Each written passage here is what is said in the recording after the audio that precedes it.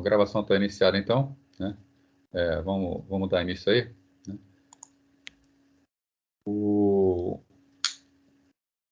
Algo que eu queria falar antes com vocês, né? Deixar aqui também na gravação, é o pessoal ficar atento com relação ao trabalho da A2. Né?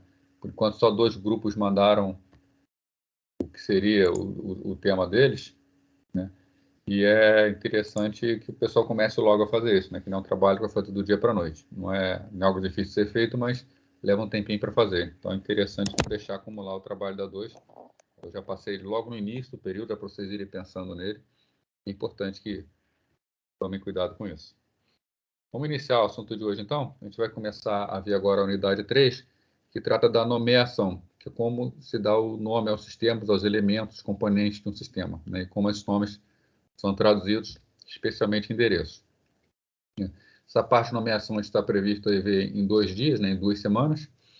Então, essa semana que vem, e depois vai entrar um outro recesso, e a gente entra na unidade 4, né, que já vai ser o final da disciplina. Então, vamos lá, ver a parte de nomeação.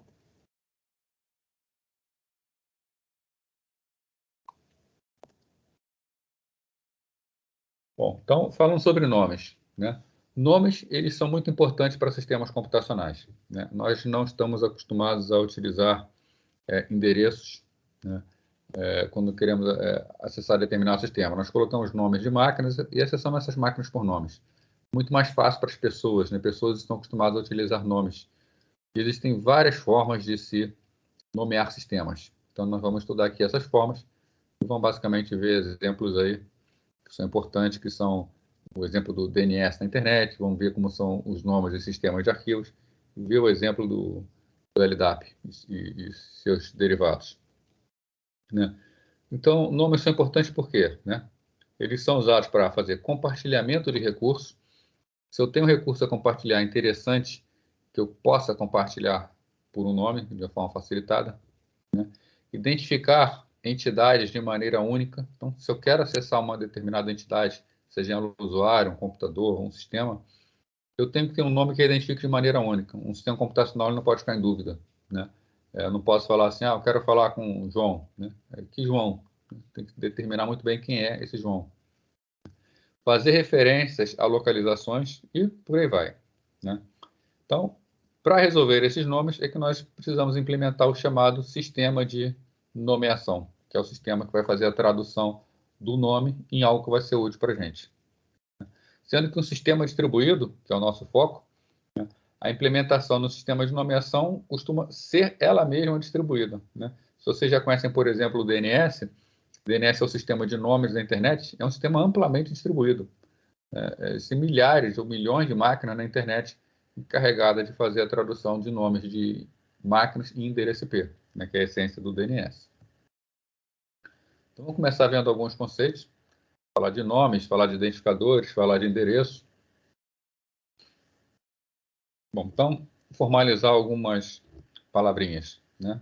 Então, quando a gente fala em nome, né, o que é um nome? Já que o nosso objetivo aqui é falar de nomeação. É uma cadeia de bits ou de caracteres. Né? Normalmente, computadores vão utilizar a cadeia de bits, que é mais eficiente para o tratamento por computadores, ou uma cadeia de caracteres, né? Caracteres legíveis, que normalmente são utilizados por seres humanos, porque é mais fácil. Né? É bem mais fácil trabalhar com caracteres que têm um significado do que uma sequência de bits. E essa cadeia de nomes ou caracteres vão referenciar sempre uma entidade. Né? Então, aquilo que nós estamos procurando referenciar vai ser uma entidade. Né? O que é uma entidade? Uma entidade, nós dizemos que é qualquer coisa. Né?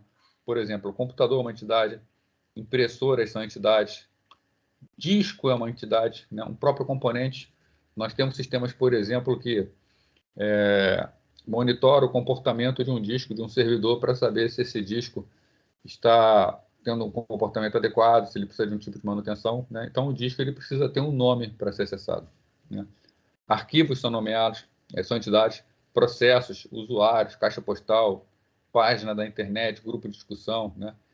Até janela gráfica, cada janela tem um nome diferente para poder ser identificado, para poder receber as mensagens do sistema.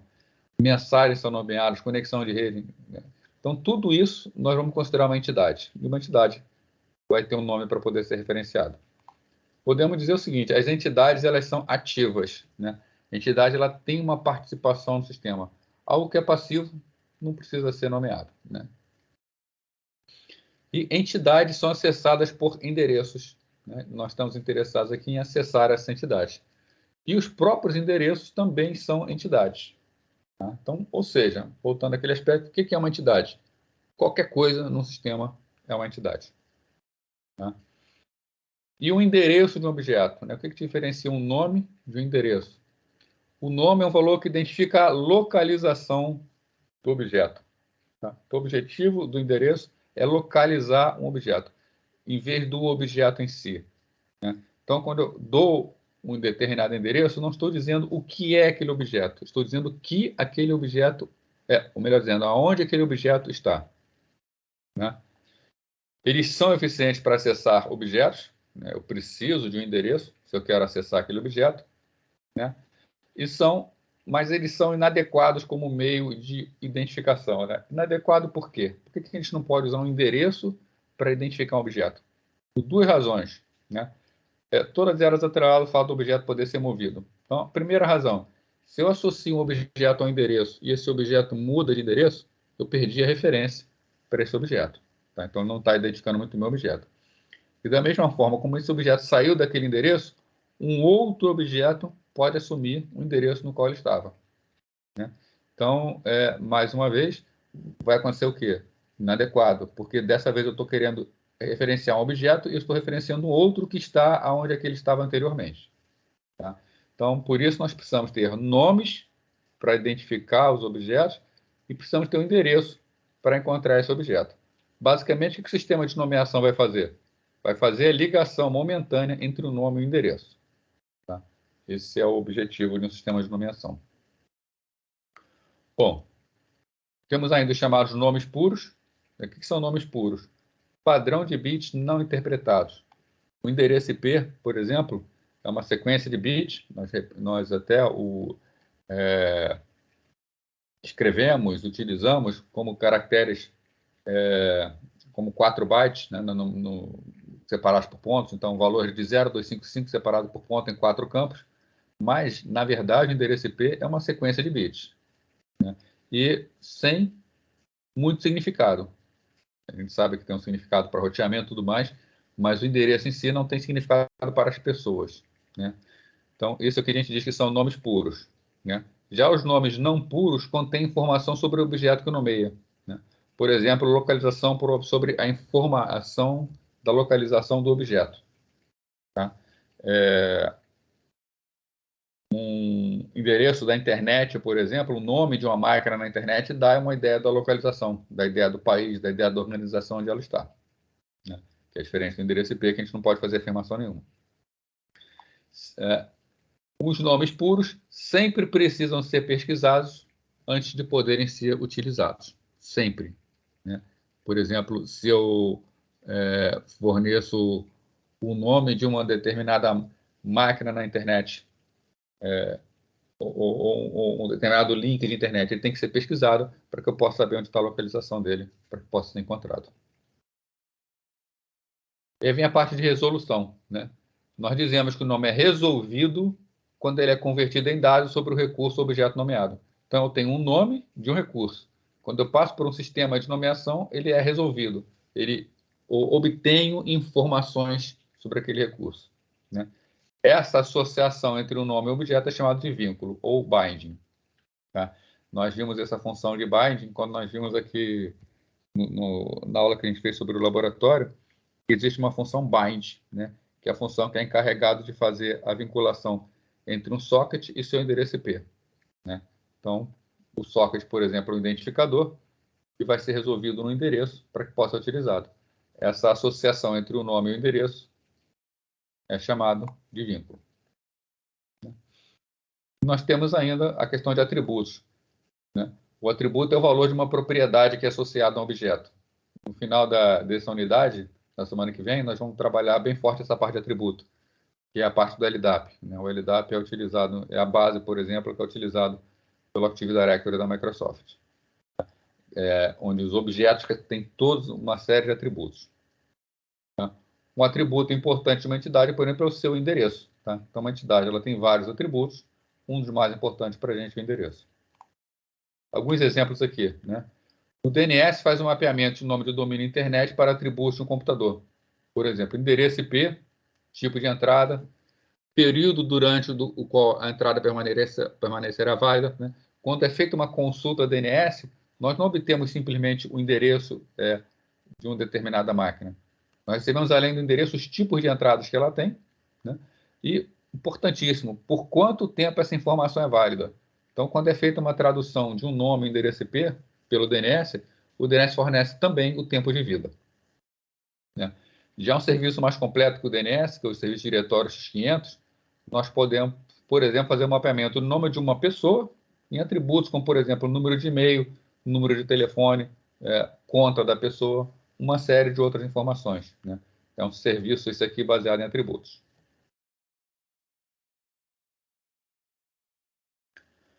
Bom, quando vamos acessar uma entidade, ela é acessada por intermédio sempre de um ponto de acesso. Tá? Então, ponto de acesso, o nome é bastante claro, é um ponto pelo qual nós podemos acessar uma entidade. Um endereço IP é um ponto de acesso, uma porta de uma aplicação é um ponto de acesso. Né? Um ponto de acesso também é uma entidade, e o nome de um ponto de acesso é denominado, né, endereço. Então, por exemplo, endereço IP, endereço para acessar uma máquina. Porta, endereço para acessar uma aplicação. Todos eles são pontos de acesso. Bom, o endereço de um ponto de acesso a uma entidade é simplesmente conhecido como endereço daquela entidade. Né? Sendo que uma entidade pode oferecer mais de um ponto de acesso. Né? Mais de um ponto de acesso em dois níveis. Né?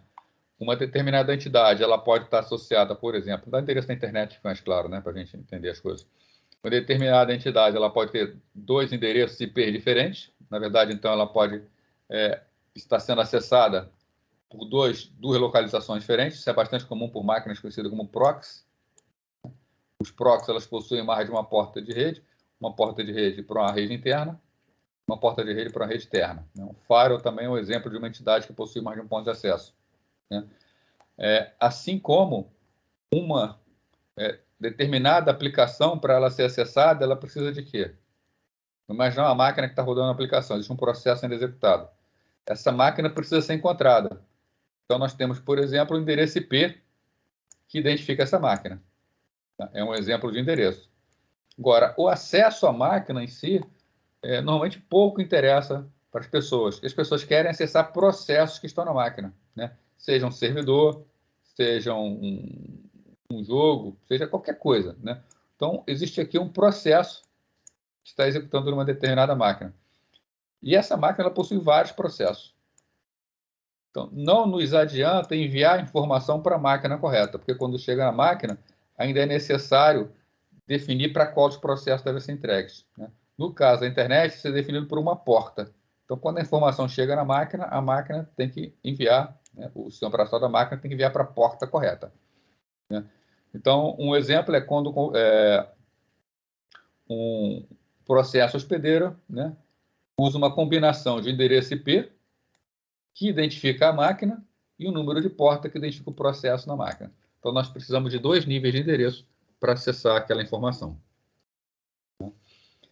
Temos ainda que uma entidade pode mudar seus pontos de acesso ao longo do tempo. Né? Então, por exemplo, um computador móvel. Né? E quando a gente fala em computador móvel, né, alguns podem imaginar só o notebook, mas hoje um celular é um computador, né? Um smartphone ele é um computador. E quando nós saímos de carro, estamos com ele ligado, acessando determinada aplicação, está lá conversando pelo WhatsApp ou está no ônibus, ele está mudando constantemente de antenas. Tá? E ele está mudando seu endereçamento, ele está mudando a sua localização. Né? Então, quando o computador móvel muda de uma localização para outra, recebe um endereço IP diferente daquele que tinha antes, ela está mudando seus pontos de acesso durante a trajetória. Então, nós vamos estudar aqui também como fazer isso. Né? Porque você está tendo uma conversação com uma máquina que está numa localização, no caso, um celular. Quando esse celular muda de localização, ele muda o seu endereço. Como fazemos para manter essa conversa em andamento? Quando a internet foi criada, as suas premissas eram de que as máquinas tinham endereços fixos. E hoje nós temos essa realidade de mudança de endereço, algo que está no cotidiano das pessoas, né? Exemplo, telefones. Vamos trabalhar isso também. O endereço se refere ao ponto de acesso de uma entidade, né? Claro, se uma entidade é acessada por um endereço. Para ser acessada, ela precisa ter contato com o seu ponto de acesso, né? Pode parecer conveniente usar o endereço de um ponto de acesso como nome comum para uma entidade associada. Mas por que não é conveniente, né? Primeiro, raramente isso é feito. Segundo, que é muito inflexível, né? O exemplo que eu acabei de dar, um celular, ele mudou de endereço, ele vai ter mudado o seu nome, então ele vai ter mudado a sua identificação. Isso não é conveniente, né? O conveniente é que um determinado equipamento tenha sempre uma forma única de ser identificada.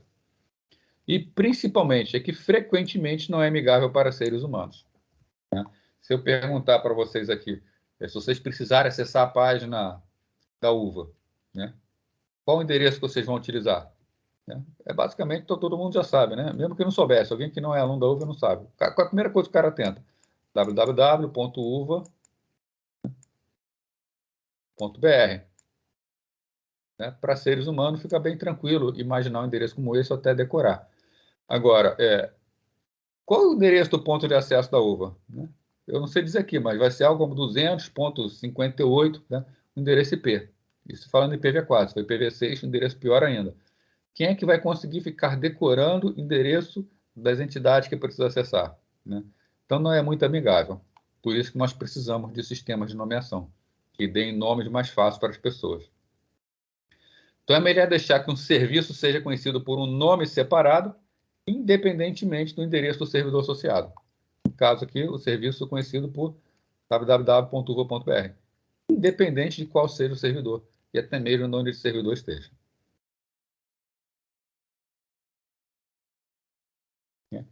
Agora, o nome de uma entidade que seja independente dos endereços da entidade é muito mais fácil e flexível de se utilizar, né? Nós dizemos, então, que temos um nome independente de localização. Um nome independente de localização é muito mais flexível. Vamos ver um exemplo aqui? Bom, vamos ver aqui esse exemplo. O endereço pode ser frequentemente considerado apenas como outro nome que deva ser pesquisado, tá? Vamos ver o caso aqui, por exemplo, de navegadores e apps, web, né? E os clientes de e-mail. Eles usam um serviço chamado DNS na internet, que é encarregado de fazer a tradução dos nomes dos endereços que devem ser encontrados, tá?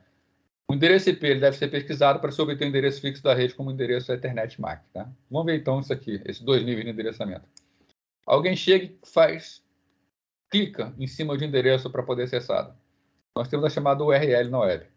A nossa URL aqui, como exemplo, é http://www.cdk5net8888 webexamples.html.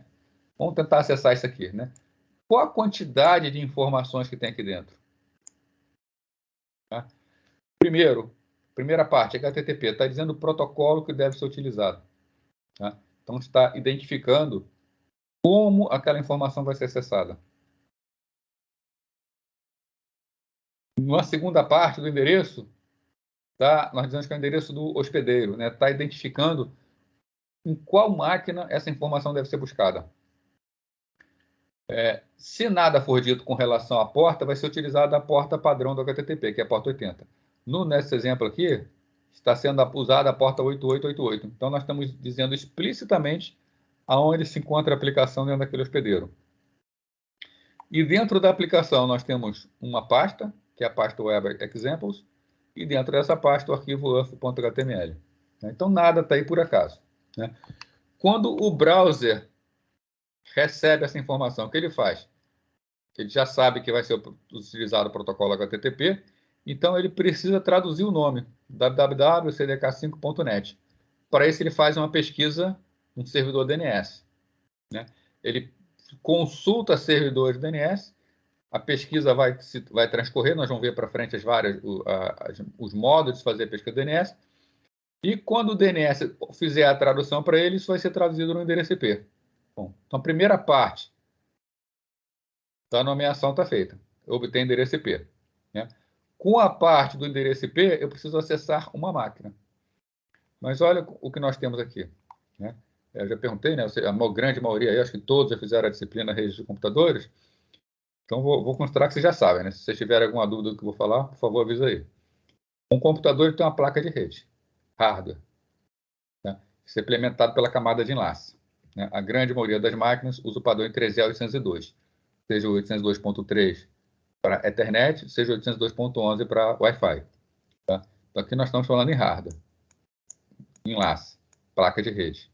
Acima nós temos um software, sistema operacional, uma série de outras questões. Toda a parte de endereçamento da internet, ela é feita por endereço IP. Né? Que no caso, nosso exemplo aqui está aqui, o endereço IP é o 55555555. Mas não adianta eu colocar na rede física esse endereço. Não adianta eu jogar para um grupo de máquinas esse endereço 555555, né? Eu preciso, na verdade, utilizar quem? O endereço de hardware, porque placa de rede fala endereço de hardware. Então, eu tenho o endereço IP e eu tenho o endereço de hardware, que é o que vai ser utilizado. Então, vai ser necessário um outro nível de mapeamento, um outro esquema de nomeação, né? Enquanto para a internet, isso aqui é um nome, um identificador, isso aqui é um endereço, se nós pensarmos na camada de enlace, isso aqui não é um endereço.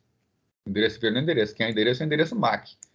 Então, precisa passar por um outro esquema de nomeação para fazer a tradução do endereço IP no endereço físico.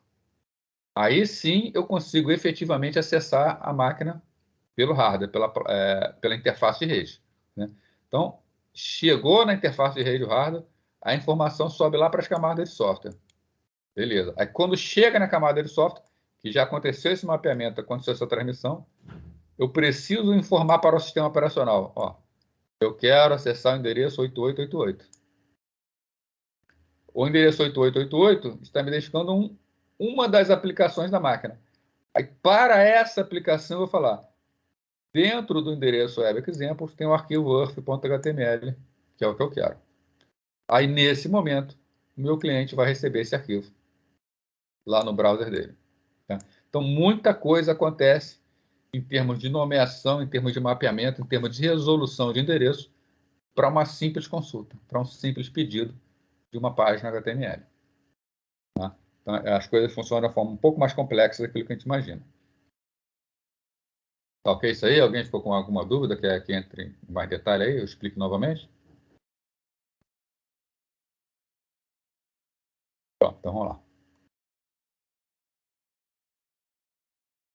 Bom, então, além de endereços, há outros tipos de nomes. Por exemplo, um identificador é um nome que tem as seguintes propriedades. O identificador referencia, no máximo, uma entidade. E cada entidade é referenciada, no máximo, por um identificador. Então, nós temos aqui identificador, entidade.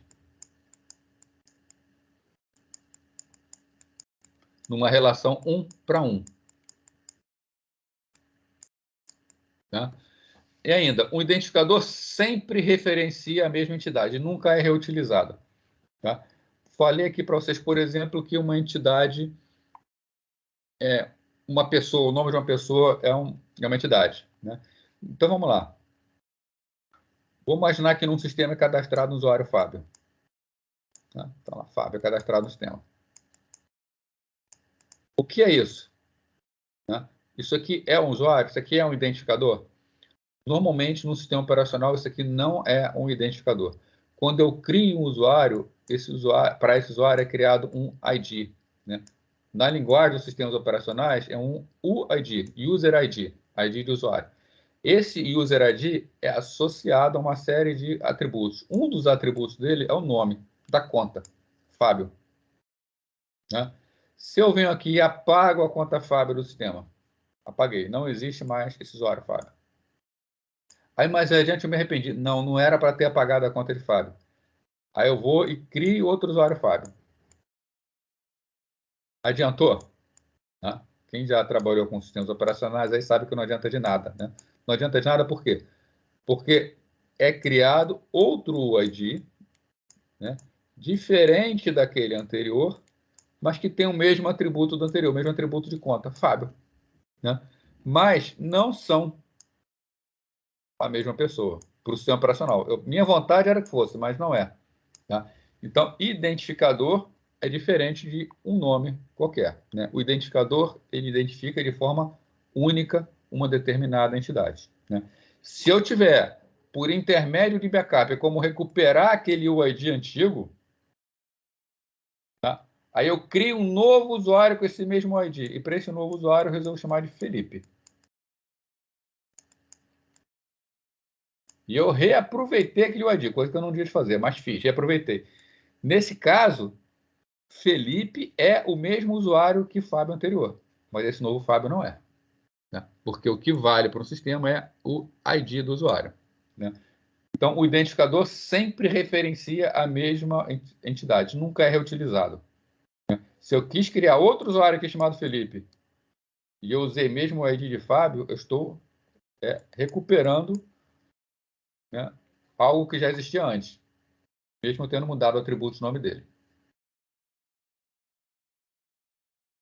Por exemplo, estava falando de nomes, né? O nome João Silva não pode ser considerado como uma referência exclusiva a uma única pessoa.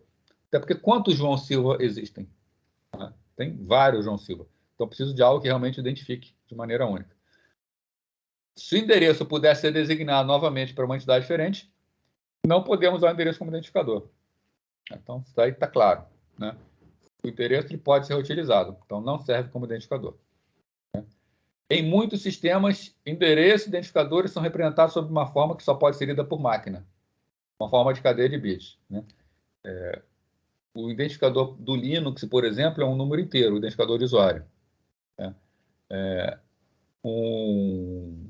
Já no Windows, é uma sequência de bits, né, que identificam o usuário de forma única.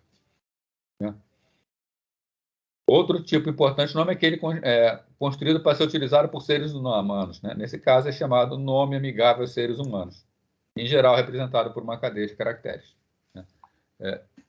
É mais raro identificadores desse tipo. Então, em princípio, um sistema de nomeação mantém uma vinculação nome-endereço, né? Que, em sua forma mais simples, é uma tabela de pares. Basicamente, uma tabela onde nós temos duas colunas, num dos campos o nome, no outro campo o endereço. Né? Quando a internet foi criada, lá na época da ARPANET, o sistema de tradução de nomes era baseado nessa tabela. Então, uma tabela centralizada que tinha como função fazer um mapeamento. Sistemas distribuídos que abrangem rede de grandes portes para os quais há muitos recursos a nomear, uma tabela centralizada não vai funcionar. Né? Então, uma tabela centralizada não vai funcionar. Né? Isso é fácil de imaginar. Imagina a internet. Imagina se todos os nomes da internet fossem resolvidos por uma tabela centralizada. Primeiro, o tráfego nessa máquina seria inviável. Tá? Imagina todas as máquinas do mundo querendo consultar uma tabela centralizada num único computador. Tá? Seria algo insano de imaginar. Tá? O outro aspecto é a taxa de atualização dessa tabela. A todo momento está existindo alguma mudança na internet em termos de nomeação. Então, essa tabela seria impraticável a existência dela, porque no momento em que ela foi alterada e salva, ela já estaria desatualizada. O que costuma acontecer, né, no caso da internet? Um nome costuma ser decomposto em várias partes. Né? Um exemplo aqui, www.fazenda.gov.br. Né? E a resolução de nomes é realizada por um que nós chamamos de consulta recursiva, ou seja, ela é traduzida em partes. Né? Traduzimos, no caso de trás para frente, primeiro quem é BR, depois quem é GovBR, depois Fazenda e depois a máquina www. Tá? Mais para frente nós vamos ver como é feita esse tipo de consulta. Nós temos a consulta recursiva e também temos um outro tipo de consulta que nós vamos estudar. Bom, então vamos entrar agora na parte de nomeação. Né? Começando pela nomeação simples, que, embora o nome seja simples, né, ela não é a mais conveniente de ser utilizada. Então, no caso da nomeação simples, né, em muitos casos, identificadores são simplesmente cadeias aleatórias de bits como nomes não estruturados. Endereços Ethernet, por exemplo, utilizam nomeação simples. Né? Ethernet. Tá? Nomes não estruturados não contêm nenhuma informação sobre como localizar o ponto de acesso de sua entidade associada. Então, eu dou simplesmente o nome. Eu quero acessar José.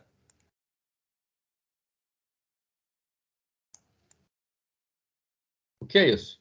Onde se encontra? Né? Quem é essa pessoa? Tá? Então, eu preciso, melhor dizendo, na nomeação simples eu não tenho como descobrir nenhuma informação pelo simples nome. O meu sistema de tradução vai ter que me trazer essas informações. Bom, para esse caso de nomeação simples, né, costuma-se utilizar técnicas conhecidas como broadcasting e multicasting. Né? Já que eu não tenho, pelo próprio nome, a informação de onde aquele objeto, aquele elemento se encontra, eu preciso buscar. Né? E as duas formas mais conhecidas de busca são broadcast e multicast. Né? E o broadcast ele é muito utilizado em redes de computadores. Então, broadcast e multicasting. Né? Aqui do lado nós temos um exemplo de uma imagem do que é o broadcast, tá? ou broadcasting. Você pode ver que uma determinada máquina, né? Essa máquina aqui, ela está enviando um pacote. Esse pacote bate na rede, ele bate no switch. Conforme ele bate no switch, essa informação é espalhada por todas as portas. Né? Então, no broadcast, a informação chega em todas as máquinas. Né? Então, localizar uma entidade nesse ambiente é simples. Uma mensagem que contém identificador da entidade é enviada por broadcast a todas as máquinas, e cada máquina verifica se tem essa entidade. Então, no caso, estou procurando por José. O que eu faço? Quero saber onde está José? Eu espalho por toda a rede uma pergunta. Cadê José? E a máquina que possui essa entidade me responde. Tá?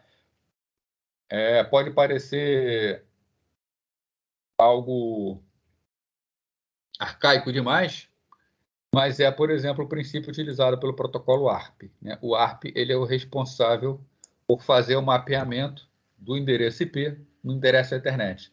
Ou seja, naquele desenho que eu fiz anteriormente, na camada de rede onde nós temos o endereço IP, é o endereço utilizado para o roteamento da internet. Porém, a entrega local é sempre feita pela camada de enlace, né, pelo endereço MAC. Quem é o responsável por fazer isso? É o ARP. É o ARP que faz esse mapeamento. E como o ARP faz isso? Por broadcast. Ele lança uma difusão que chega em todas as máquinas da rede e aquela que possui aquele endereço IP responde para ele. Então, ele faz esse mapeamento. Tá? O broadcast se torna ineficiente quando a rede cresce muito. Né? No ambiente de rede local, é muito tranquilo ser feito, tanto que é feito pelo ARP. Né? Mas se vocês imaginarem, por exemplo, uma rede do tamanho da internet, imagina um broadcast, uma rede do tamanho da internet. Né? Pior do que isso, imagina várias máquinas, milhões de máquinas fazendo broadcast ao mesmo tempo. Né? Fica inviável. Tá? Uma possível solução, então, é passar aquilo que a gente chama de multicasting. Né? O que é o multicasting? A mesma máquina enviando a informação. Nós podemos ver o seguinte, a informação quando chega no primeiro roteador, ela é enviada apenas para as duas máquinas aqui embaixo. O roteador não, no caso é um switch. Né? Quando chega no seguinte, a informação é enviada somente para duas das máquinas. O terceiro caso é enviado somente para outra máquina. Então, apenas um conjunto de máquinas está recebendo essa informação. Né? Com o multicast, a gente consegue definir quais máquinas recebem informação. Com isso, somente um grupo restrito de máquinas vai receber a requisição. As redes Ethernet, elas suportam multicast. Tá? Vai ser implementado no final por intermédio de um broadcast, mas ela suporta o multicast. Fica fácil fazer com máquinas que estejam na internet e precisem participar no grupo multicast, receba essas informações. Bom, o multicast também pode ser usado para localizar entidades em redes ponto a ponto. No caso, rede ponto a ponto a internet é um exemplo de uma rede ponto a ponto. Né? A internet suporta multicast, permitindo que hospedeiros se juntem a grupos multicast específicos. Isso aí é o seguinte, vou imaginar uma situação. Alguém precisa enviar uma determinada informação. Porém, essa informação ela precisa chegar num grupo de máquinas, num grupo grande de máquinas. Nós temos duas soluções. Né? Tá? Aqui eu vou desenhar poucas máquinas aqui, para a gente não... O importante é a essência da ideia.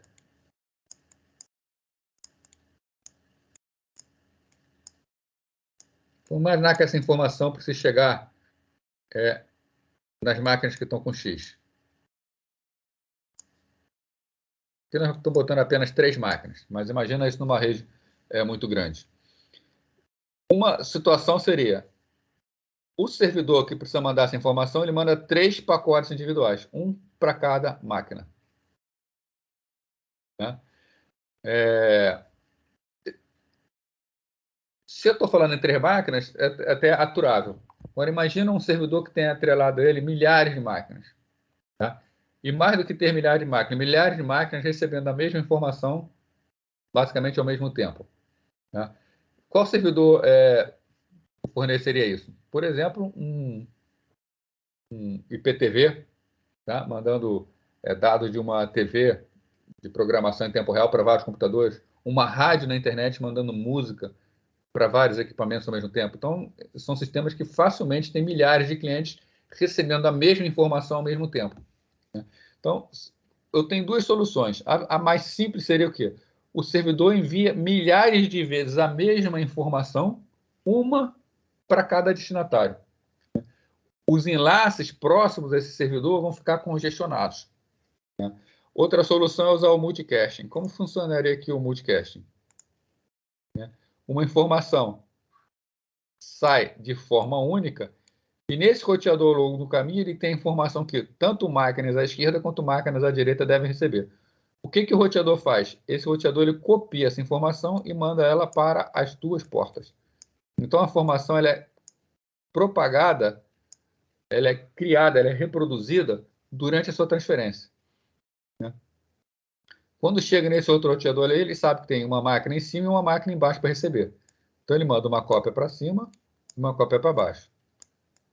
Quando chega nesse roteador aqui, ele sabe que em cima não tem ninguém, mas que embaixo tem alguém. Então ele manda só para baixo. Da mesma forma, no último roteador aqui, ele sabe que em cima ninguém vai receber, então ele manda a cópia para baixo. Então, quando utilizamos multicaching, a informação que sai de um determinado servidor, ela vai ser recriada, né, vai ser duplicada, triplicada, quadruplicada ao longo do caminho sempre que for necessário. Diferente de um esquema onde, se não houvesse o multicaching, o servidor precisaria mandar várias cópias da mesma mensagem. Né? Isso entupiria o tráfego no enlace dele. Então, o multicast é algo muito utilizado na internet e bastante útil. O endereço em multicast pode ser usado como serviço geral para localizar várias entidades. Então, assim como o multicast também permite a associação de clientes a um grupo para que uma determinada mensagem possa chegar nesses vários clientes, em termos de nomeação, nós podemos criar grupos de máquinas não para ficarem recebendo mensagem o tempo inteiro, mas para que possam serem buscadas em caso de necessidade de saber onde elas estão. Para isso que elas fazem, elas se associam a determinados grupos multicast e quando for necessário encontrá-las, o servidor manda uma mensagem para todo o grupo e aquela máquina, quando for encontrada por multicast, ela responde com seu endereço efetivo. Tá? Então, o endereço multicast pode ser usado como um serviço geral de localização para várias entidades. Então, aqui está um exemplo, né? Mas eu já dei aqui para vocês o exemplo. Então, considerar uma organização que utiliza computadores móveis. Né? O computador ele se conecta com uma rede disponível no local, ele recebe dinamicamente o endereço dessa rede. Então, imagina um computador móvel, vem passeando, ele se atrela a uma rede local. Ele vai receber o endereço dessa rede local. É o novo endereço dele. Ele, então, se junta a um grupo multicast específico. Ele faz parte desse grupo multicast para poder ser encontrado. Né? Quando o processo quer saber onde está o computador, ele manda a requisição para todo o grupo. Né? Se o computador estiver conectado, responde com o endereço corrente. Então, aquilo que a gente havia conversado. Bom, essa é uma forma, né? Trabalhar com multicasting. Uma outra forma, mais utilizada, tá? Mais moderna, é trabalhar com ponteiros repassadores, para evitar que se precise manter todas as informações sobre o grupo de multicast.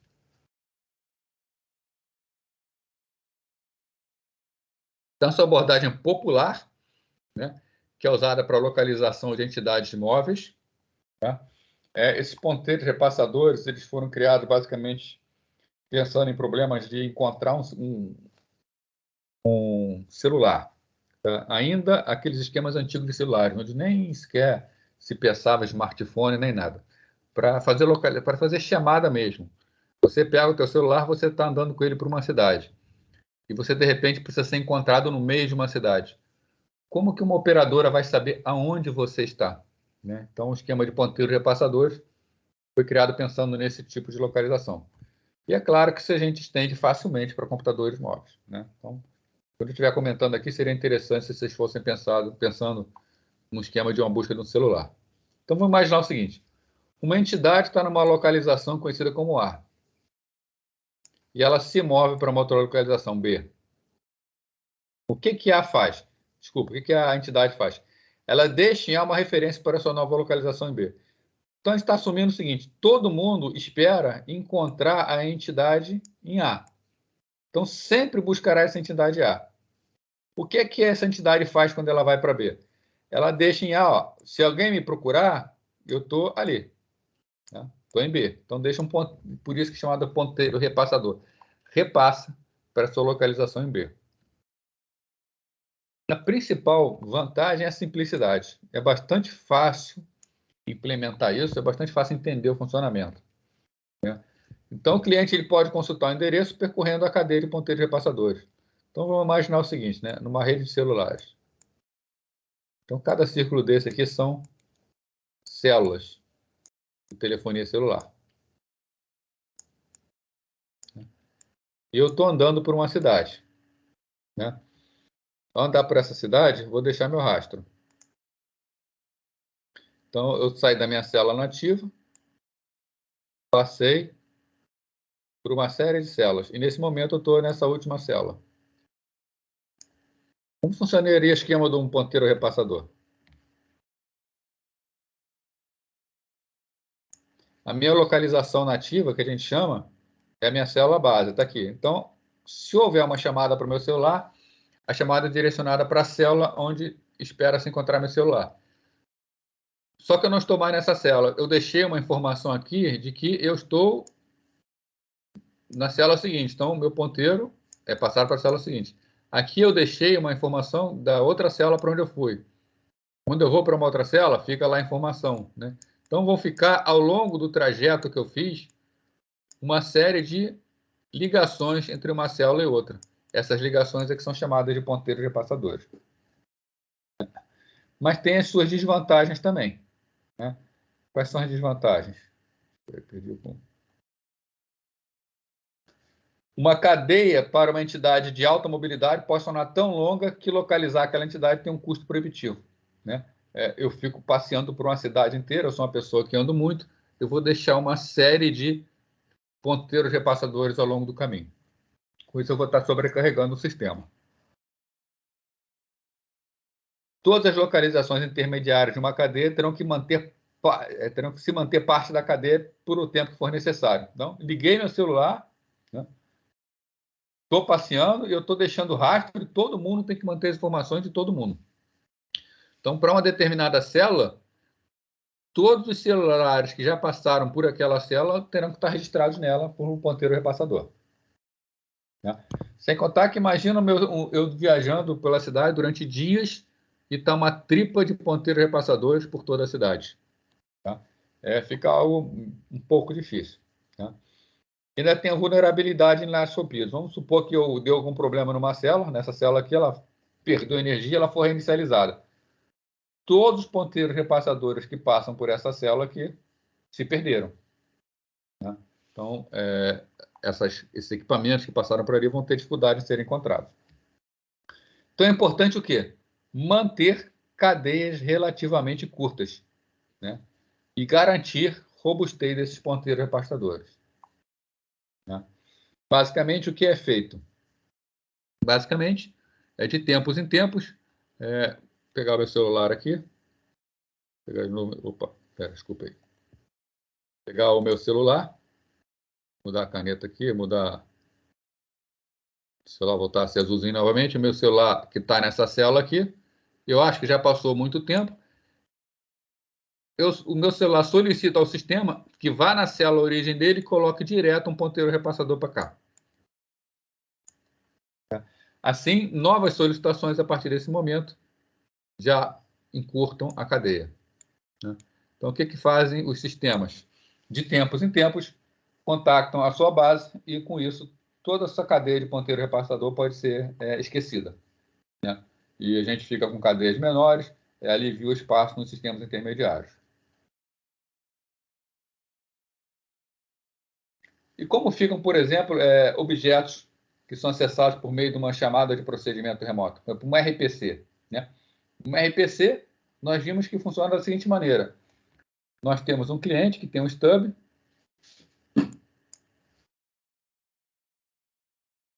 Tem aqui um cliente. Aí nós temos quando é feita uma chamada ao procedimento, esse cliente contacta o servidor e esse servidor responde com a informação. O que acontece com... como é que vai funcionar isso com ponteiros repassadores? Então, nós temos aqui dois processos, por exemplo, clientes, que querem acessar um objeto que está numa máquina remota, e essa máquina está passeando, deixando rastros.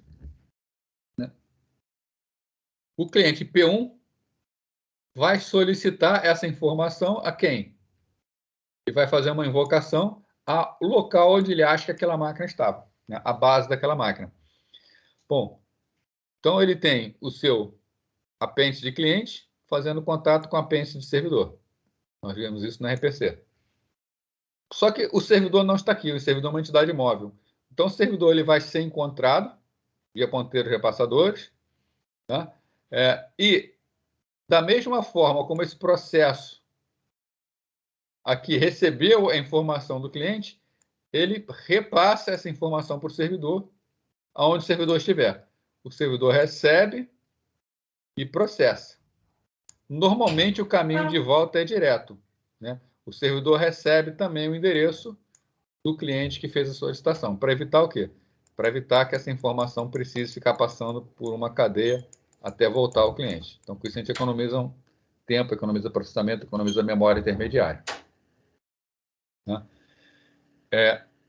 Estamos introduzindo mais um processo aqui no meio, então. Porque antes, na RPC, nós tínhamos o processo cliente e o processo servidor. Agora, nós precisamos de um terceiro processo que vai ter que ficar sempre ativo no endereço onde se espera encontrar o servidor para ficar fazendo esse repasse. Então, é mais um peso no sistema.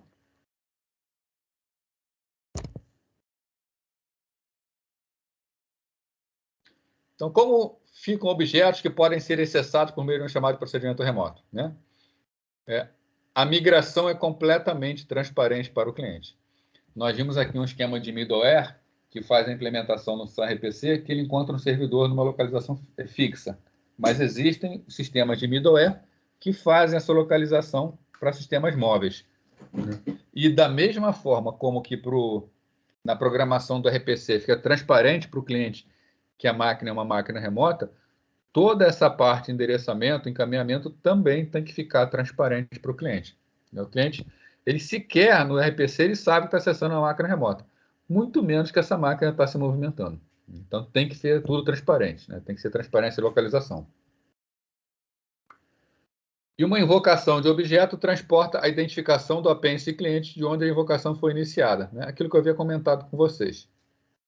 Resposta enviada de volta ao apêndice do cliente. Então, se o cliente está aqui e ele solicitou num local intermediário, esse local intermediário repassou ao servidor, a resposta vai direto para o cliente. Com isso, a gente economiza e torna os sistemas mais rápidos.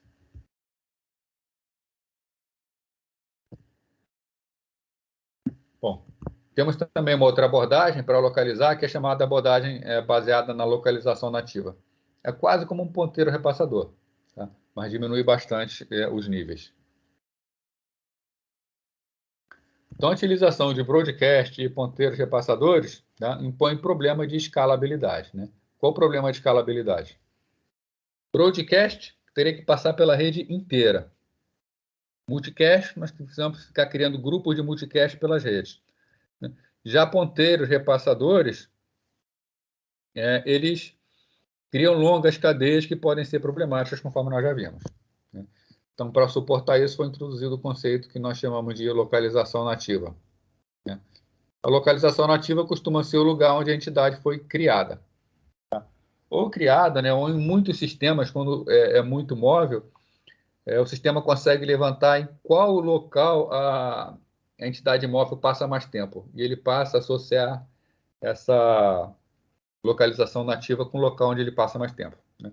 Então, nesse conceito, qualquer máquina que necessite ser acessada, ela tem a chamada localização nativa, que é o local onde espera-se que ela esteja. Ela não precisa estar lá, a gente espera que ela esteja lá. Então, levando para o caso da internet, cada hospedeiro móvel usa um endereço IP fixo. Nós temos isso como uma verdade. Fixo para a conexão. No caso, assim, eu tenho um celular. O meu celular tem endereço IP fixo. Se eu estou me movimentando, eu vou passar a ter um endereço IP que está variando, de acordo com a minha movimentação. Mas, para que eu encontre aquela aplicação naquele celular, se ele carrega uma aplicação distribuída, eu tenho que procurar com base no IP fixo, que vai ser da localização nativa. Então, toda comunicação para aquele endereço IP inicialmente é dirigida ao chamado agente nativo do hóspede móvel. Então, isso aqui. Espera-se que o meu sistema móvel esteja nesse local. Então, o meu sistema móvel ele tem um IP fixo, que é o endereço IP desse local. Só que o meu sistema pode ter voado por aí. Meu computador móvel está no outro local.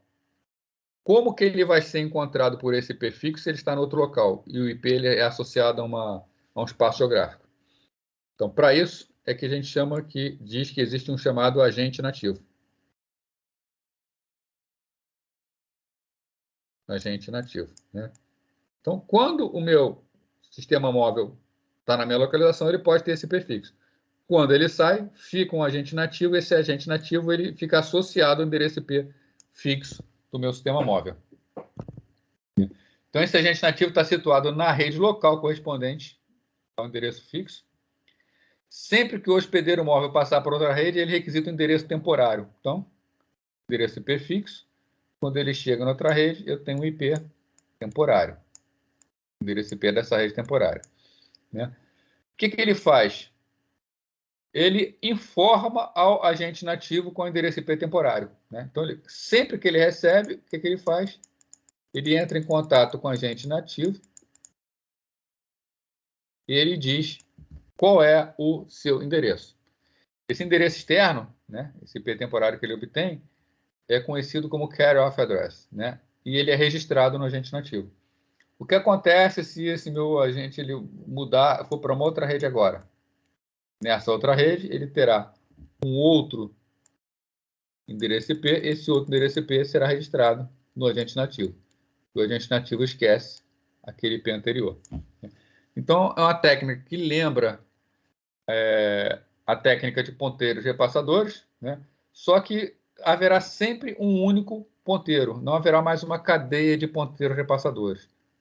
O cliente, o hospedeiro móvel estará sempre registrando diretamente na sua localização nativa. Agora, o que acontece quando o agente nativo recebe o pacote para um hospedeiro móvel? Ele consulta a localização daquele hospedeiro. Deixa eu voltar para o slide anterior aqui. Então, alguém quer se comunicar, ele se comunica com o agente nativo. O agente nativo vê na sua base qual é o endereço IP que está registrado para aquele hospedeiro móvel. Envia o pacote por um túnel até a localização do hospedeiro. Então, ele cria um túnel de comunicação e essa mensagem é enviada até o hospedeiro. O remetente do pacote é informado sobre a localização corrente do hospedeiro. Então, esse remetente, que foi quem fez o contato com a localização nativa, ele recebe o endereço do hospedeiro para que ele possa se comunicar diretamente com o hospedeiro. Como é feita essa comunicação, né? Como o remetente ele é informado? Isso vai depender de como o sistema distribuído foi montado. Pode ser desde simples pacotes do tipo redirect, que são enviados pelos roteadores, tá? Até deixar por conta do próprio sistema administrar esse endereço. Uma desvantagem é que o cliente tem que contactar sempre a localização nativa, né? Que pode estar em um lugar completamente diferente de onde está a própria entidade. Isso aumenta a latência de comunicação, já que tem que ter alguém no meio do caminho, repassando a informação. Vamos ver um caso agora de tabela hash distribuída. Né? Vocês lembram do que é um DHT, tabela hash distribuída? Lembram de aula passada? Alguém lembra aí? Ou então já ouviu falar em DHT? Só tem vergonhado, não sabe, tem medo de falar? Esse DHT é uma técnica de endereçamento normalmente utilizada por sistemas peer-to-peer. Né? Basicamente, um sistema que usa DHT, que muita gente utiliza, é o BitTorrent. Tá? Então, para a gente poder localizar uma determinada entidade por BitTorrent, ele faz uso de tabela hash distribuída, né? Ou distribuído de hash table. Tá? Então, os exemplos que eu vou dar aqui, tá? Para quem vê pela primeira vez é um pouco complexo, mas tenha em mente o seguinte, é bastante utilizado e é a alma do BitTorrent para que se possa encontrar as informações numa rede torrent. Tá? Então, o short, que é o sistema de tabela hash nativa, que é o sistema no qual foi utilizado como base para a construção do BitTorrent, né? Ele utiliza um espaço de identificadores de mbit. Tá? Então, na verdade, existe uma cadeia de bits que é utilizada para endereçamento, né? Para usado como identificador, melhor dizendo, né? Esse identificador no final vai virar um endereço. Tá? E esses mbits eles são utilizados para designar identificadores e designar chaves para entidades específicas. A gente vai ver isso aqui, tá? Principalmente essa parte de chaves para entidade específica é bastante importante. Porque num sistema, uma entidade pode ser tanto um servidor quanto algo que nós estamos buscando. Então, quando nós estamos buscando, por exemplo, um arquivo torrent, esse arquivo ele é designado por uma chave. E esse arquivo que está sendo buscado, ele está num servidor. Esse servidor também é identificado por uma chave. E é por intermédio dessas chaves que nós vamos poder descobrir quem são os servidores que são responsáveis por determinadas entidades. E já vimos que uma entidade pode ser praticamente qualquer coisa. Bom, nós temos o seguinte princípio. Uma entidade com chave K cai sob a jurisdição do nó que tenha o menor identificador de modo que K. Basicamente é isso aqui, ó. Desenhando normalmente é mais fácil entender. Vamos imaginar o seguinte, nós temos uma determinada entidade, que ela é responsável por alguns identificadores. E ela tem um valor X, um identificador X. Se nós formos pensar em ordem crescente, numérica, a próxima entidade vou chamar aqui de L. A próxima entidade próxima entidade maior que X é L. Se eu tenho uma determinada entidade que precisa ter um servidor ou ter alguma outra entidade responsável por ela, quem será responsável por K? Assumindo que K está entre X e L. Tá? K será a responsabilidade de L. Tá? Ou seja, se eu tenho uma entidade X e eu tenho uma entidade L, L será responsável por todos os identificadores, desde X mais 1 até L. Tá ok esse conceito? Né? Então, uma entidade com chave K cai sob a jurisdição do nó que tem o menor identificador ID maior ou igual a K. Então, eu tenho K. Quem é que possui ID maior ou igual a K? vários. Quem é o menor deles? L. Então, K cairá sobre a responsabilidade de L. Nós dizemos, então, como a gente acha L? Existe uma função na rede chamada função sucessor de K, suc_K, e essa função vai descobrir quem é a entidade, a próxima entidade que existe, que é maior ou igual a K, que seja menor possível. A gente vai ver depois um exemplo de um desenho do sistema Short, vai ficar mais fácil entender. Como resolver com eficiência uma chave para o endereço sucessor de K? Então, essa é a pergunta. Uma determinada entidade na rede Short, ela quer saber quem é o responsável por K. Como ela acha com eficiência? Uma abordagem óbvia, que é não escalável, é deixar que o próprio nó P monitore seu sucessor e seu predecessor. Então, basicamente é o seguinte, eu tenho aqui um nó P, o P sabe quem é o próximo e sabe quem é o anterior a ele. E aí o que ele faz? Se K for menor do que P, ele pergunta para o antecessor dele se ele é o responsável. Se K for maior do que P, ele pergunta para o sucessor dele que é o responsável. Se por acaso a designação for igual a de P, ele não precisa perguntar nada, que ele sabe que ele é o responsável. Tá? Então, nesse caso, sempre que o nó P recebe uma requisição para resolver uma chave K, ele simplesmente pergunta aos vizinhos e sai sendo feita perguntas recursivas até encontrar o responsável. Tá? Funciona? Funciona. Né? Funciona perfeitamente. É simples, tá? É bastante simples. Agora, numa rede grande, não é eficiente. Se você tem uma rede com milhares, com milhões de participantes, você teria que ficar fazendo uma série de pesquisas pela rede até encontrar o responsável. Está gerando um tráfego enorme. Então, tem umas continhas que estão aqui para ser feitas. Tá? Eu vou explicar ela, mas no slide seguinte tem uma figura que vai exemplificar melhor isso aqui. Então, vai ficar mais claro entender. Tá? Então, em vez dessa abordagem linear, em que cada máquina sabe exatamente quem é seu predecessor e quem é seu sucessor, tá? O Short ele mantém o chamado tabela de derivação. Porque a tabela de derivação é o seguinte: uma entidade P ela vai possuir uma tabela de derivação com vários sucessores. Então, ele sabe quem é o sucessor imediato, tá? Ele sabe quem é o sucessor, um próximo sucessor. Então, ele cria uma tabela com vários sucessores. E como a gente sabe que é o índice desse sucessor? Ele mantém a entrada pelo seguinte: ele vai sempre saber quem é o sucessor pela tabela P mais 2 elevado a I. Então, ele sabe quem é o seu próximo, ele sabe quem é o próximo mais 2, ele sabe quem é o próximo mais 4, o próximo mais 8, o próximo mais 16, o próximo mais 32.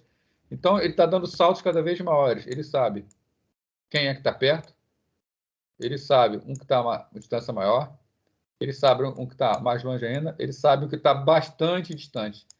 E aqui nesse meio do caminho tem vários servidores.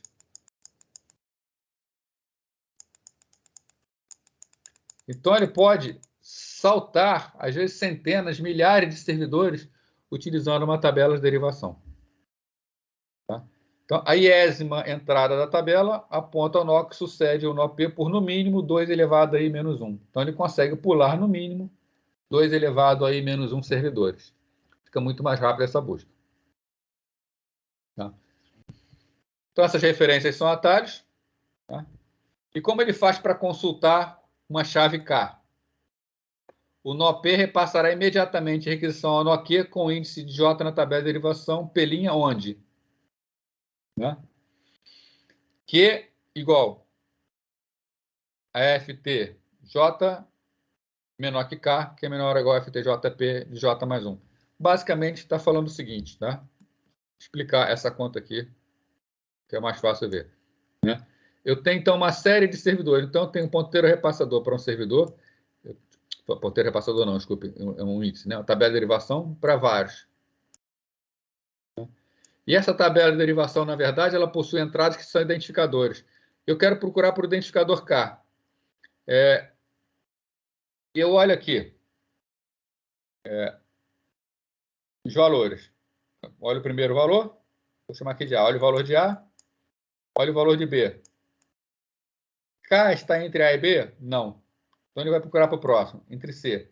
K está entre B e C? Não. Então ele procura para o próximo. K está entre C e D? Está. Bom, K está entre C e D.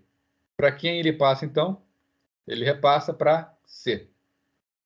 Repassa para C porque ele está sempre buscando para frente. Se ele passar para D, ele precisaria voltar. Né? O short ele só armazena sucessores. Então, ele sempre vai passando para o anterior, até chegar naquele, o responsável. Né? Como ele vai chegar no responsável? Vamos supor que o próximo do C seja exatamente o D. A pesquisa passou para o C. K é maior do que C. Né? Como K é maior do que C, K está no meio do caminho. Quando C repassar para o D, ele vai ver, opa, C está me pedindo uma informação de alguém menor do que eu. Então, eu sou responsável por ele. Bom, vamos ver agora em imagem para ficar mais fácil entender.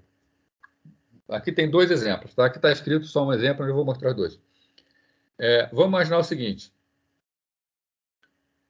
Eu preciso montar a tabela de derivação. Né? Eu vou montar aqui a tabela de derivação do nó 1. Tá? Como funciona a tabela de derivação do nó 1? A tabela de derivação ela possui linhas, então a linha I representa o sucessor de P mais 2 elevado a I menos 1. Tiramos isso lá, essa é a forma que a gente viu no slide anterior. Né? Então, a tabela de derivação índice 1 do nó 1, né? Aqui está errado, hein, pessoal? Depois vou ter que corrigir esse slide aqui. Deixa eu anotar aqui para corrigir depois. Tá? Aqui, na verdade, Não, desculpa, está certo, está certo. O índice aqui do lado, troquei. Então, ó, a tabela de derivação 1,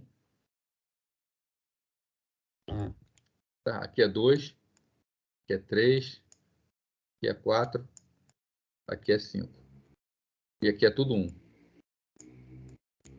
Tá? Eu vou corrigir esse slide, depois no final do período eu vou passar para vocês o slide corrigido. Então, no caso aqui, a tabela de derivação 1 para índice 1 está buscando quem? O sucessor de 1 mais 2 elevado a 0.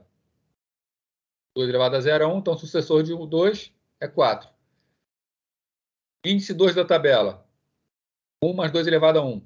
Ele quer o sucessor de 1 mais 2, 3. Depois ele busca o sucessor de 5, depois o sucessor de 9, depois o sucessor de 17 e por aí vai. Tá? Então, quem é o sucessor, primeiro sucessor?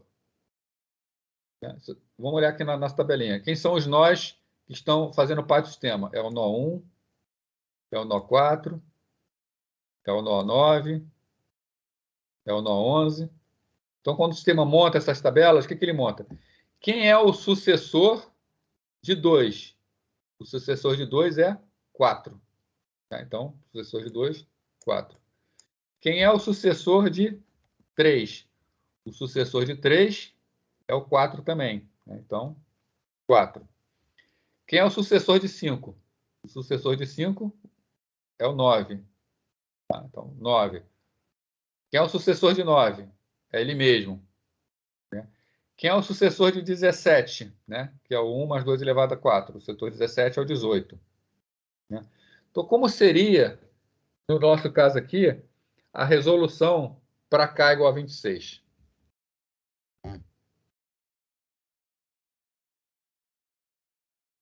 Tá?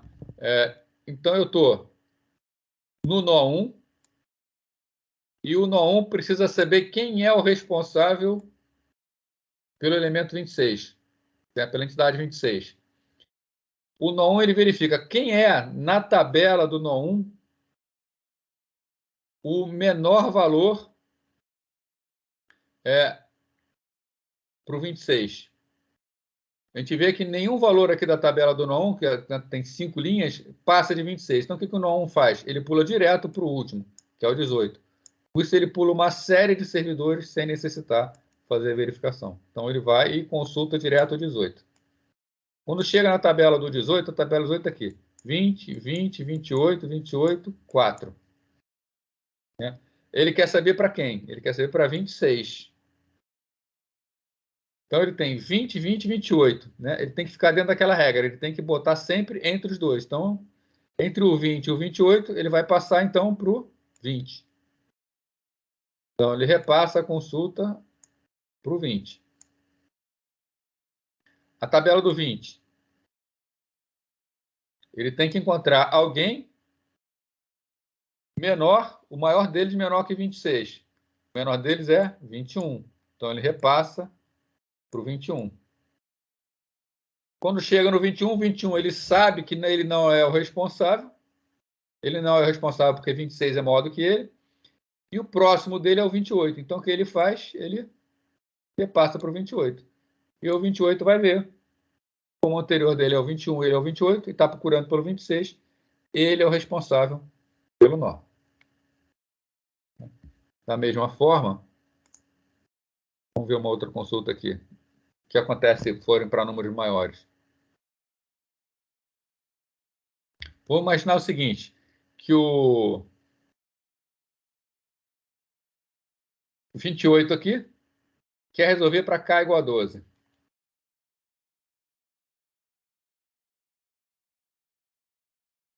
K igual a 12. Ele possui o valor 28, ele quer consultar, ele não tem como fazer consulta em predecessor, é sempre por sucessor. Como ele consultaria o 12, então? Ele vê na tabela dele quem seria o responsável pelo 12. Então, ele vê que o maior valor, né, que seja menor que 12 na tabela, é o 4. Então, ele faz a consulta ao nó 4. O nó 4, ele vê que o maior deles, que é menor que o 12, é o 9. Então, ele repassa para o 9. Na tabela do 9, ele vê que o menor é o 11. Então, ele faz a consulta ao 11.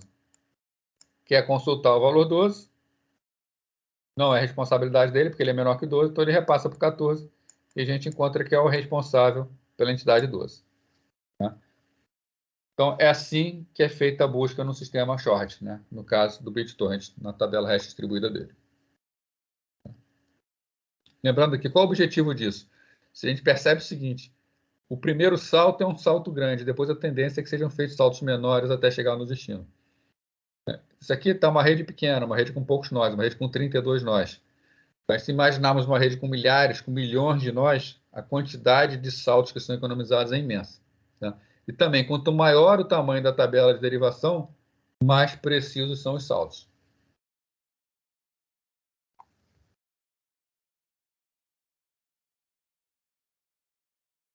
Bom, um dos problemas com short é que as requisições podem ser roteadas erraticamente pela internet. Né? O que seria rateado erraticamente? Vou imaginar o seguinte, a gente está na nossa tabela com uma série de entidades para essa tabela. Né? Vou imaginar o seguinte, que um determinado número da entidade, o primeiro número, ela esteja localizada, por exemplo, lá no norte da Europa. Então, beleza, ele manda a consulta lá para o norte da Europa. Então, o próximo nó está lá na Argentina. Tá? Então, se pegar aqui o mapa mundial, a Europa está América do Sul. Então, é feita uma consulta, aí o cara do lado norte da Europa pode repassar para a Argentina. Aí o seguinte, está lá no norte da Europa de novo. Aí o seguinte, está lá na Argentina de novo. Então, fica fazendo um ping-pong de verificações espalhadas pelo mundo inteiro.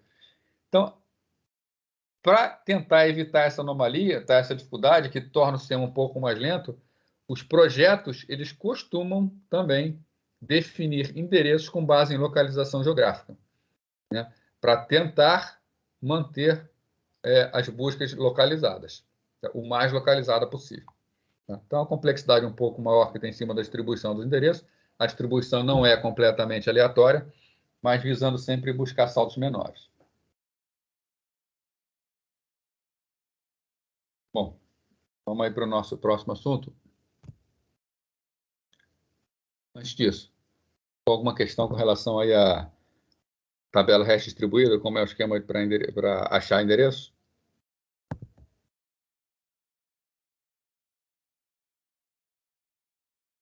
Bom, o Luciano botou aí tudo ok, né? Mas será que está tudo ok mesmo, né? Vamos ver, vamos fazer uma pergunta aqui do tudo ok. O que seria o que nós estamos falando aqui? Nós estamos no assunto de hoje nosso é nomeação, né? Nós estamos falando em traduzir nomes em endereços. Vocês estão vendo aqui que no caso do Short, nós temos sistemas fazendo buscas por nomes para encontrar os seus próprios, as suas próprias entidades. como é o próprio sistema quem está nomeando, encontrando as entidades, ela está utilizando o endereço da entidade como o nome da entidade.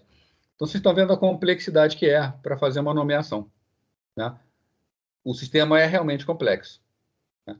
Agora, seres humanos costumam utilizar um esquema de nomeação mais fácil, tá? Seres humanos costumam hierarquizar esses nomes, tá? Então, alguns sistemas computacionais também fazem o seu esquema de nomeação com base numa hierarquia, tá? E quando a gente hierarquiza, fica mais fácil encontrar as entidades. O próprio algoritmo fica mais fácil. Tá? Então, são as chamadas abordagens hierárquicas. Isso aqui no nosso programa da disciplina estava previsto para a gente começar a ver semana que vem. Tá? A gente ainda tem 40 minutos, então vamos começar a ver hoje. Tá? E semana que vem a gente tem a continuação disso aí, a gente vai terminar essa parte da unidade 3. Tá? Nem que a gente termine mais cedo semana que vem. Porque na outra semana nós temos de novo um recesso na segunda-feira, né, o recesso por finados. A outra, daqui a 2 segundas-feiras é dia 1º de novembro, a gente tem o feriado de finados no dia 2, então vai ter o recesso. Então a gente vai terminar na semana que vem essa matéria. Bom, vamos falar então um pouquinho aqui de abordagem hierárquica. Abordagem hierárquica vocês estão meio acostumados, né? Que, por exemplo, isso aqui, né? www.uva.br. Isso aqui é um exemplo de abordagem hierárquica. Nós temos um nível de hierarquia BR, nós temos um nível de hierarquia UVA e nós temos a máquina. Então, nós sabemos que isso aqui é uma máquina que está dentro da entidade UVA e nós sabemos que isso aqui é uma máquina que está dentro do país Brasil. Tá? Então, existe toda uma hierarquia organizacional, hierarquia de países, e isso facilita o endereçamento. Então, em esquema hierárquico, uma rede é dividida em um conjunto de domínios. Tá? Isso aqui é o desenho padrão para domínios, né? A gente pode representar por grafos ou por conjuntos, né? Então, os dois representados aqui para a gente entender que é a mesma coisa. Então, nessa hierarquia aqui, nós temos um domínio de nível mais alto, que é o conjunto mais externo. Esse domínio de nível mais alto ele é representado, né, por nós chamamos de nó de diretório. Esse nó de diretório é responsável por esse domínio. Dentro dele, nós temos outros 2 domínios, que estão em outros níveis, né? Quem são os outros 2 domínios? Nós temos um domínio aqui, à esquerda, representado por verde. Ele é um subdomínio desse domínio maior. E ele tem um nó de diretório que é responsável por esse domínio dele. E nós temos ainda um outro domínio à parte do domínio verde, que é o domínio azul aqui, que também é representado por um nó de diretório. Então, no caso aqui, estão representados, coloridos, 3 domínios. O domínio vermelho, o verde e o azul, né? O domínio verde e o azul estão no mesmo nível, estão 2 domínios diferentes. O domínio vermelho está no nível mais alto. Ele engloba os domínios verde e azul. Então, quando nós colocamos num grafo um determinado nó com domínios pendurados nele, nós dizemos que são subdomínios. Assim como o verde também tem 3 subdomínios e o azul tem outros 2 subdomínios, né? Cada subdomínio desse está dentro de um domínio. E toda entidade ela tem a sua representação, porque ela faz parte do domínio. Então, por exemplo, essa entidade aqui. Deixa eu botar outra cor. Essa entidade laranja, né? Ela pertence a que domínio? Né? Essa entidade laranja, ela pertence ao domínio laranja, obviamente, mas ela também está dentro do domínio azul, que também está dentro do domínio vermelho, né? Então, todos os nós diretórios terão entradas para entidades que estejam aqui dentro. Então, se eu tenho uma determinada entidade que está dentro desse domínio laranja, ela vai estar registrada no nó diretório de laranja, ela vai estar registrada no nó diretório do azul e ela vai estar registrada no nó diretório vermelho. É claro que teremos um esquema mais eficiente para não precisar ficar repetindo as informações, tá? Mas como ela faz parte do domínio, se a gente vê aqui o conjunto, sobre a forma de conjuntos, né, ela está dentro do conjunto vermelho, que está dentro, desculpa, ela está dentro do conjunto laranja, que está dentro do conjunto azul, que está dentro do conjunto vermelho. Então, ela faz parte de todos os conjuntos. Então, ela faz parte de todos os domínios. existe um único domínio de nível mais alto, tá? Que abrange toda a extensão da rede, né? O domínio raiz. Tá? Cada domínio pode ser subdividido em vários domínios menores, tá? Não tem problema nenhum fazer a subdivisão de domínios menores, fica até mais fácil a administração. Um domínio de nível mais baixo é denominado domínio folha. Tá? Então, aqui um exemplo de domínio folha. O outro domínio folha. Né? Domínio folha é aquele que não tem subdomínios. Cada domínio D tem um nó de diretório, conhecido como dir de D. Tá? Aqui o nó de diretório do domínio, que monitora as entidades nesse domínio. Resulta em uma árvore de nós de diretórios, que é a árvore dos responsáveis pelos domínios. Tá? E a árvore mais alta é conhecida como nó raiz. Esse nó raiz sabe quais são todas as entidades. Tudo está registrado nele.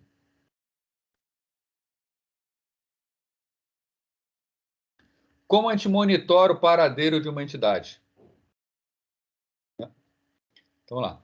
Para cada entidade que está registrada num domínio D, representada por um registro de localização. Então, a gente tem aqui um domínio D,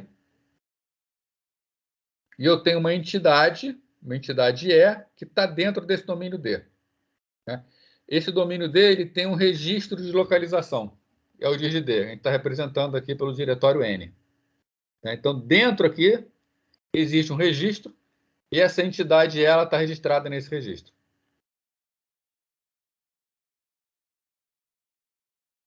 Então, o registro de localização para a entidade E, vou botar aqui a entidade E.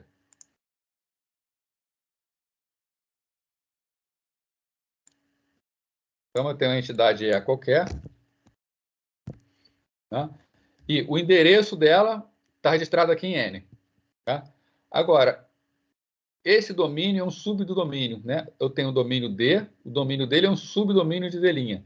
A entidade E, ela está registrada em N. Então, quem N contém? N contém o endereço da entidade no domínio.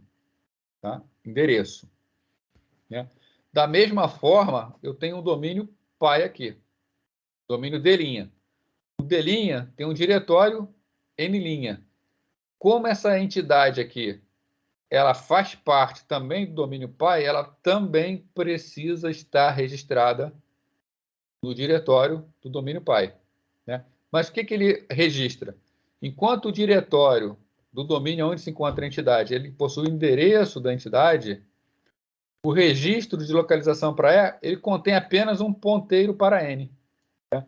Então, N', ele não contém o endereço da entidade. Ele contém um ponteiro para quem sabe qual é o endereço da entidade. Né? Por que isso aqui? Isso visa facilitar a manutenção. Se essa entidade está se movendo dentro do domínio, ela está mudando o endereço dela, como todas as entidades superiores precisam saber do endereço dela, precisaria que esse endereço fosse mudado em todo mundo. Né? Mas para evitar de ficar propagando alteração por toda a hierarquia, só quem tem o endereço efetivo é o domínio no qual aquela entidade está registrada. Todos os outros possuem ponteiros. Se for necessário que alguém daqui saiba qual é o endereço dela, aí ele faz a consulta a quem tem o ponteiro. Então, uma abordagem hierárquica já facilita bastante a quantidade de informações que precisa ser trocada. Tá? Em decorrência, o nó raiz terá um registro de localização para cada entidade. Então, o nó raiz sabe aonde está todo mundo, mas não por intermédio de ponteiros. Né? Desculpa, não por intermédio de endereço, sim por intermédio de ponteiros.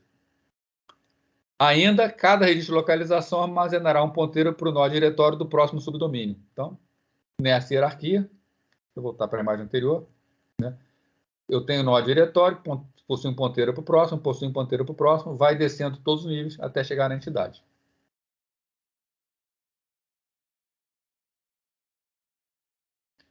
Uma entidade pode ter vários endereços. Tá? Isso é um fato aí que nós temos em nossos sistemas distribuídos. Nós podemos ter entidades com mais de um endereço. Se uma entidade tem um endereço no domínio folha D1 e D2, né?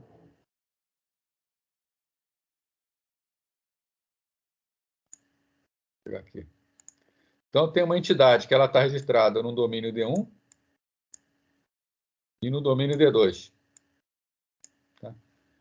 Só como exemplo, né? Como uma entidade ela poderia estar registrada em dois domínios diferentes, né? Por exemplo, um roteador que tem portas e portas diferentes em domínios diferentes, ele é uma entidade que pode estar registrada em vários domínios diferentes. Assim como um servidor específico para atender a várias requisições de vários clientes em domínios diferentes, esse servidor também pode estar registrado em dois domínios diferentes. Então, vamos supor que uma determinada entidade ela está registrada no domínio D1 e no domínio D2. É a mesma entidade, mas ela está registrada nos dois domínios.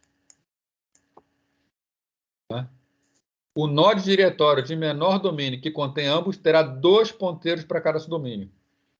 Então, aqui nós temos o domínio D1, ela está registrada no nó de diretório N. Ela está registrada nesse nó aqui. A outra entidade está registrada no DO dela. Como essa entidade... Agora, do ponto de vista desse domínio à direita, essa entidade só existe uma vez. Então, só tem um registro nela. Do ponto de vista do domínio que está aqui à esquerda, a entidade também só existe uma vez. Então, ela só tem um registro.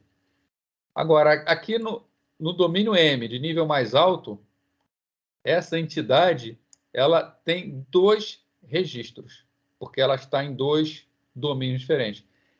Esse registro de M, ele terá 2 ponteiros, um para cada entidade.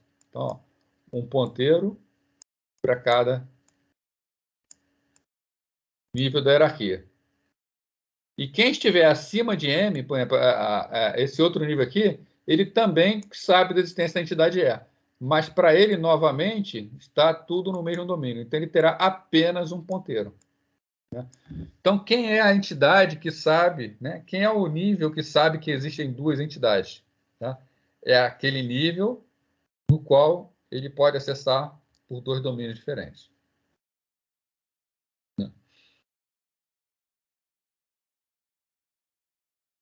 Então, para localizar uma entidade E numa situação como essa, um cliente E emite uma requisição de consulta, né, ao nó de diretório do domínio folha D, do qual o cliente reside. Depois eu vou mostrar para vocês imagens aí, vai ficar mais fácil. Tá? Deixa eu tentar desenhando aqui. Bom, eu tenho um domínio D e eu tenho um cliente aqui. Pô, aqui, ruim. Vou anotar mais uma coisa, tem que mudar aqui. Eu botei aqui um cliente E. Vamos tratar esse cliente como um cliente F, tá? Eu tenho aqui um cliente F dentro do domínio D. E ele quer observações sobre como localizar uma entidade E. Tá? Ele emite uma requisição para o nó diretório do domínio no qual ele reside. Então, F reside nesse domínio, ele pergunta aqui para o nó diretório D. Onde está E? Bom, se D possui essa informação, responde para ele. Então, está resolvido. Se D não possui essa informação, se o nó de diretório não armazenar o registro de localização, o que ele faz? Ele passará essa requisição para o pai dele. Tá? Então, vamos imaginar aqui, por exemplo, um sistema aqui. A entidade E está aqui e ela está registrada no nó de domínio aqui. Tá?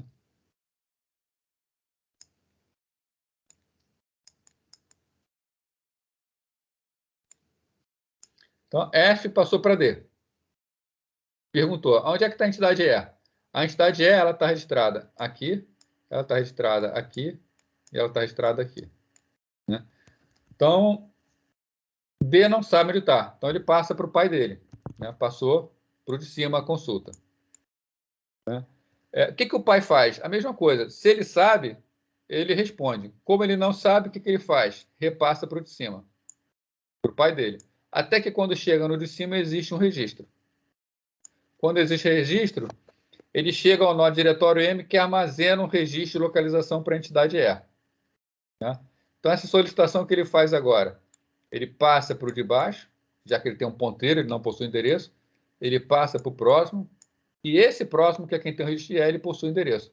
Ele tem condições de responder sobre o endereço da entidade. Ele poderá responder sobre essa entidade. Tá? Então, esse endereço retorna para o cliente que requisitou a consulta. Isso faz com que a informação suba nos domínios até o nível menor possível. E a consulta acaba sendo resolvida. Nós dizemos que a operação de consulta explora a localidade, ou seja, ela fica o mais próximo possível dos níveis mais baixos. A área de busca é expandida toda vez que ela é repassada para o próximo nível mais alto, né? Então, vai se expandindo.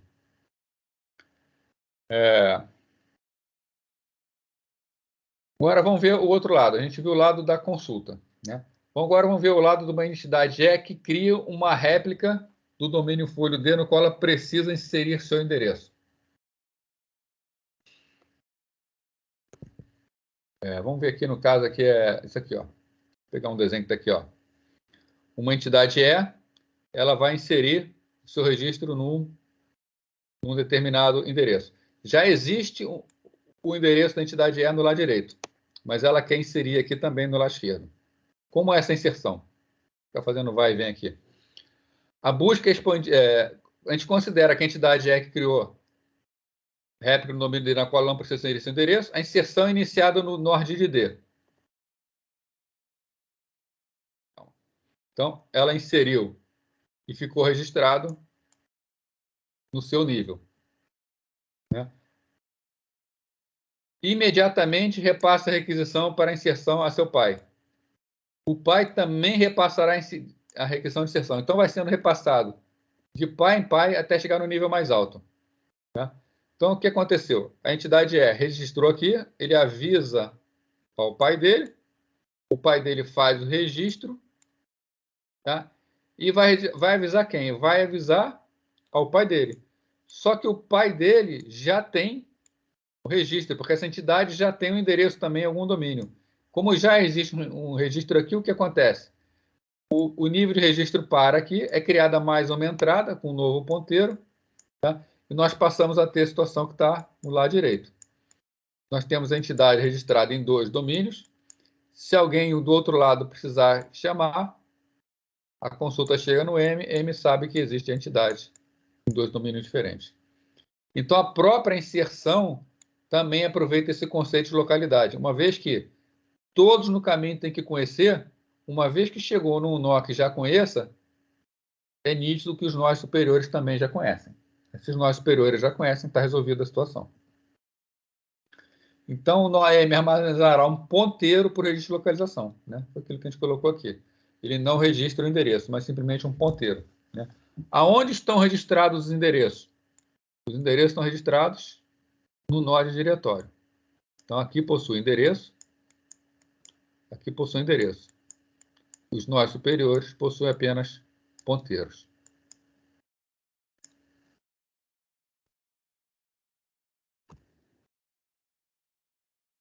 Bom, a gente viu aqui um aspecto de nomeação simples, tá? Que é quando os nomes não dão muita informação sobre a sua localização. Tá? Nós temos o esquema de nomeação chamada de nomeação estruturada, onde o próprio nome já começa a fornecer informações sobre a localização. Tá? Como esse é um assunto que é uma forma totalmente nova, a gente vai deixar para ver isso na semana que vem. Né? Então, semana que vem a gente vai ver a nomeação estruturada, vai ver todo o restante de nomeação, a gente vai encerrar o assunto nomeação. Antes de dar uma encerrada aqui, ou antes de perguntar até se vocês têm dúvida ou não, tá? Queria falar algumas coisas. Vou ligar aqui a câmera. Tem o trabalho da A2 para ser feito. Né? Já foi entregue a 1, né? Deu até um problema no sistema, as notas foram lançadas erradas e o colega de vocês me avisou do erro, consegui perceber e consertar esse erro. Né? Então, já acertei a nota de vocês todos no sistema, mas tem o trabalho da A2 para ser entregue. Como conversei com vocês lá no início, esse trabalho da A2 não é um trabalho difícil de ser feito, mas ele leva um tempinho para ser feito. E até agora só 2 grupos forneceram o nome e o tipo de trabalho que quer fazer. Né? Isso me preocupa porque eu queria que vocês já estivessem pensando nesse trabalho. Então, eu queria que vocês já estivessem trabalhando nele. e até para se livrar logo, né? Então, é importante que vocês tenham atenção a isso, né? O prazo que eu coloquei inicialmente foi até amanhã, para que vocês possam montar logo o grupo de vocês, para começar a trabalhar no projeto de vocês, tá? E para fazer a apresentação na data marcada, né? Então, vamos dar uma atençãozinha aí. Recomendo que vocês aproveitem aí esse período aí, que deve estar um pouco mais folgado agora, né? Eu espero que esteja para vocês poderem organizar esses grupos de trabalho que vão fazer. O Luciano está perguntando aqui se pode entregar hoje à noite ou no máximo amanhã. Tá, sem problema, pode entregar. Também é o seguinte, né? Eu botei como prazo amanhã, mas é claro, vamos supor, alguém não entregou amanhã, já está com zero? Tá, não vou fazer isso. Claro que não vou fazer isso, né? O objetivo não é esse. O objetivo de dar esse prazo para vocês é para que vocês possam trabalhar o mais cedo possível, né? Se eu deixar o prazo até véspera, vocês vão acabar entregando esses nomes de grupo só na véspera. E quem é o prejudicado, né? O prejudicado vão ser vocês que não vão ter tempo de entregar o trabalho. Então, por isso que eu estou pedindo para que vocês deem uma atenção a isso, formem logo os grupos e procurem conversar, né, sobre a entrega desses trabalhos, né? E quanto mais cedo entregar, melhor, até porque se houverem dois grupos querendo fazer o mesmo trabalho, né, a regra está bastante clara. Quem entregar primeiro é quem vai poder fazer o trabalho. O outro vai ter que procurar um terceiro trabalho para fazer. Com relação ao assunto de hoje, tem alguma dúvida? Tem alguma pergunta para fazer?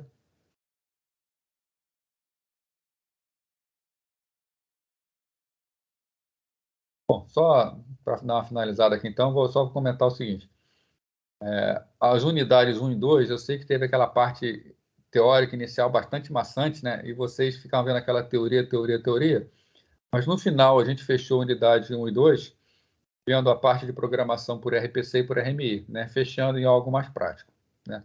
O mesmo está acontecendo aqui agora nessa parte de nomeação, né? Essa parte inicial, uma parte bastante teórica, né? A gente voltou àquele aspecto teórico, eu sei que é uma parte mais chata da disciplina, mas a gente, na aula que vem, principalmente, a gente vai começar a cair nos sistemas de nomeação que realmente existem, né? Basicamente, o DNS, o sistema de nomeação de diretórios, de sistema de arquivos, e sistema de nomeação como LDAP, que é utilizado no Active Directory também. Então, embora a gente não vá fazer um laboratório sobre isso, a gente vai cair novamente no aspecto mais prático, né? Então, de novo, eu vou repetir aquilo que eu falei no início, dar uma segurada em qualquer ansiedade aí por tá uma parte bastante teórica, muito teórica. A gente vai chegar já numa parte que vocês tá mais no ambiente que vocês estão acostumados e vai ficar mais tranquilo. Então, se ninguém tem perguntas aí, não vou encerrar a gravação, mas vou continuar por aqui até 8h20. Se alguém quiser perguntar qualquer coisa, fique à vontade para me chamar aí. Tá? Vou encerrar aqui a gravação.